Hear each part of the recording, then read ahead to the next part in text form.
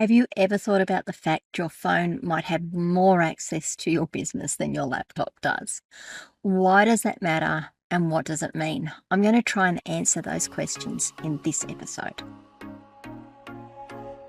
Welcome to Rise and Shine, your daily business tech boost with me, Charly Leetham.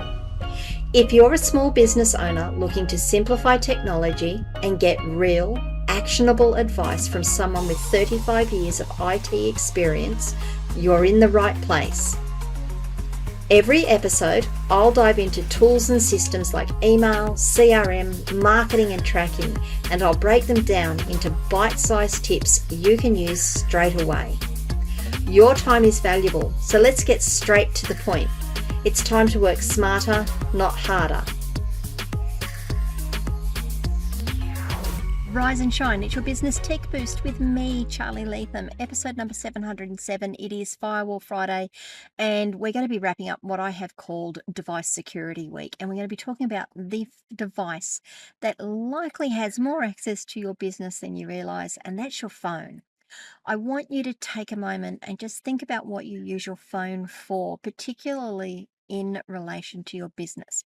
Your banking app is probably logged in and it's probably one tap away from being able to move money. Your email is on it, it's logged in, and client conversations are accessible and searchable.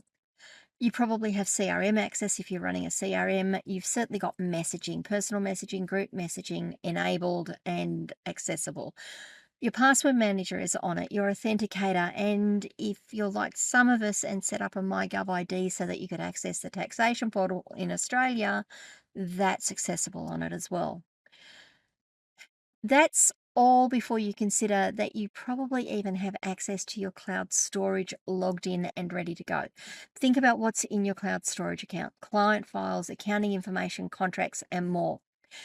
So while you've probably been thinking that this is a personal device with a few work bits attached, the truth is that your phone has likely become your entire business, fitting in your back pocket or handbag. And I want you now to think about how well have you protected it. So let's talk about where the real risks are and what you might be able to do to protect yourself better.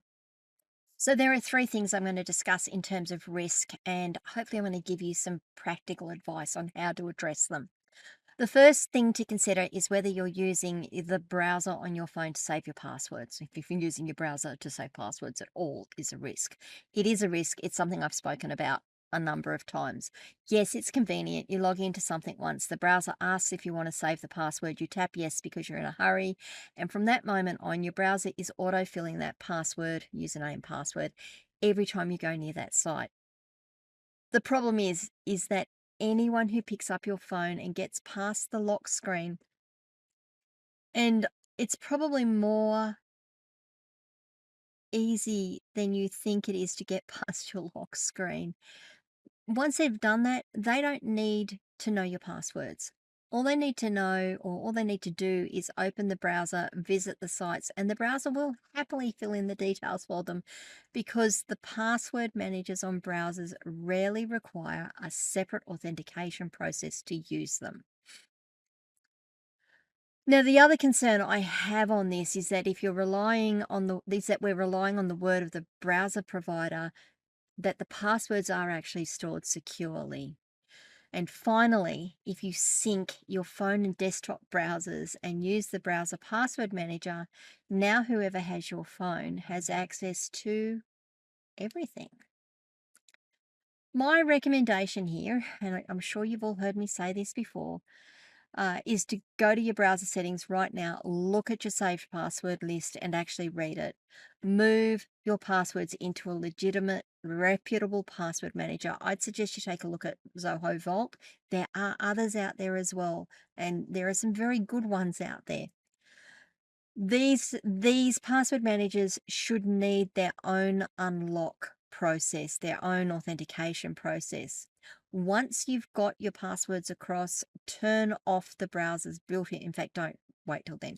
Turn off the browser's built-in password saving, so it can't quietly harvest the next password you enter. Turn off browser passwords, please. Yes, this is going to take a little bit of effort, but it closes a door that probably shouldn't have been open in the first place. The second risk or the second thing to consider is apps that log you in on your phone and then stay logged in. It's still fairly common for most apps to not ask you to log in again once you're in. It's a trade off for the convenience, really. Now, that typically means that your lock screen is the only thing standing between anyone holding your phone and your sensitive information. There is 2 parts to this fix. The first one is turn on PIN protection or biometric protection on the apps that actually matter. Most banking apps do it by default. Most business apps have the option sitting in settings waiting to be switched on. Do it. Please do it. The second part is a remote wipe facility. This is kind of the nuclear option. I'm going to talk about Find My on iPhone and Find My device on Android. Now, this is where informed decision really comes in, or informed decision making really comes in, and it's truly worth knowing the trade off before you turn these on. For remote wipe to work with the Find My apps, the phone has to be trackable, which means Apple or Google knowing where your device is, which in turn means they know where you are or have been at any time. If you aren't happy with that, then don't use the Find My apps. You do have an option. It might not be the greatest option, but you do have an option. And that depends on who your service provider is for your email and for your applications. Google Workspace, for example, has the ability to remote wipe built into their admin console for any device connected to a work account. Zoho has it through Zoho OneAuth for devices connected to Zoho services. And Microsoft 365 has it through Intune. I think it's Intune. Microsoft changes around so much, I'm just not sure if that's what it is today or if it's something else now. Or even maybe their basic mobile device management in the admin center will allow you to do it. Maybe this is less intrusive than the Find My services at the device level. Like I said, this is about informed decision making and just how comfortable you are with things knowing where your devices are. Now, the third risk is public Wi-Fi, and yes, I can hear you now saying, "Oh, come on." When you're on a network you don't control, like at a cafe or at a hotel or at the airport, your traffic is going through someone else's equipment. Whoever runs that network can see what sites you're connecting to, and bad operators might be able to intercept and try to read your data.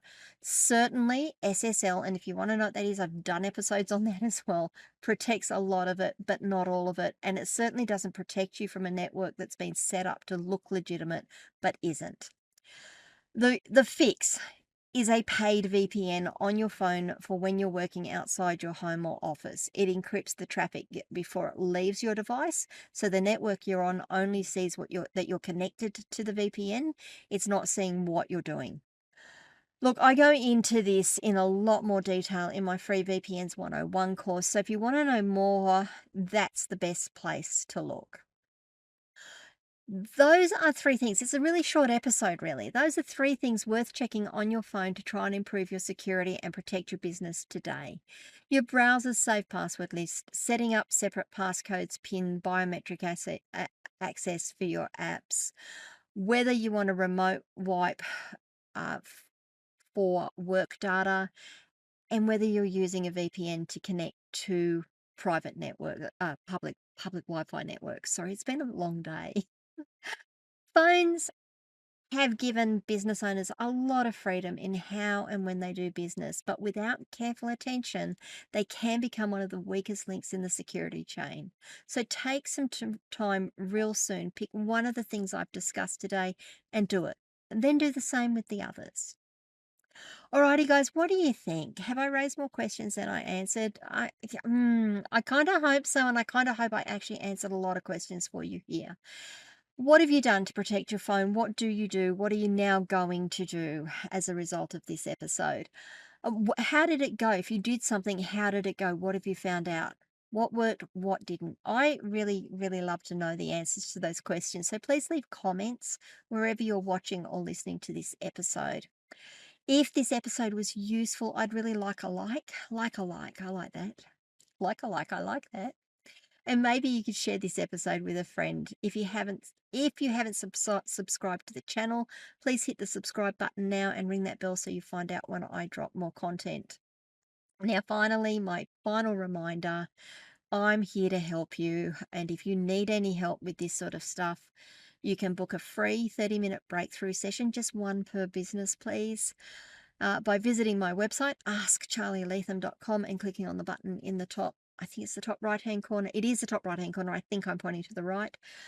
If you've already had your free breakthrough session, I am available to hire, so please reach out and book more time with me. I would love to help you. Okay, that's it for today. I will see you on Monday, where we're going to be looking at another Mindset Monday. Bye.